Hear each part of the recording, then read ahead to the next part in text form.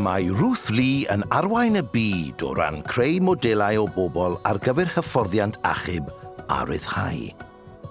Mae'r cwmni'n cynhyrchu amrywiaeth eang o fodelau ar gyfer trawsdoriad o sectorau ac yn darparu cynnyrch i bob un o'r gwasanaethau tân yng Ngwledydd Prydain, yn ogystal â'r gwasanaethau milwrol, ambulans a'r heddlu.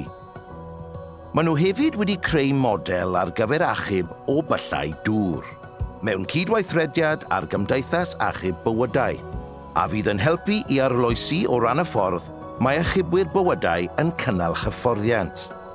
Mae Ruth Lee wedi cael cymorth arloesi gan Lywodraeth Cymru, gan gynnwys tynnu pobl i mewn sydd ar arbenigedd cywir i'w helpu i ddatblygu prosesau a syniadau newydd. Roedd hyn yn cynnwys prynu peiriant torri awtomatig. Cyn hynny roedd y broses o dorri i gyd yn digwydd gan llaw. Mae'r broses awtomatig newydd wedi galluogi'r tîm i ddygudo'r patrymau a gweithio allan beth yw'r ffordd orau o osod y defnydd. Mae hyn wedi arwain at gynnydd o 20% yn effeithlonrwydd y broses weithgynhyrchu. Gyda gofynion newydd o ran reolau pacio a'r angen i leihau ei defnydd o blastig intro, mae Ruth Lee wedi dod yn llawer mwy effeithlon a darbodus yn y broses gynhyrchu. Mae'r elfen amgylcheddol wedi dod yn rhan fawr o ysbryd y cwmni.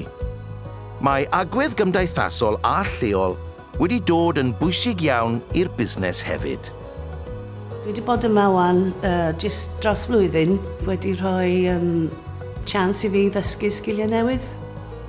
Cwmni grêt i weithio, cwmni teuluol, yn rhoi lot yn ôl i'r cymuned.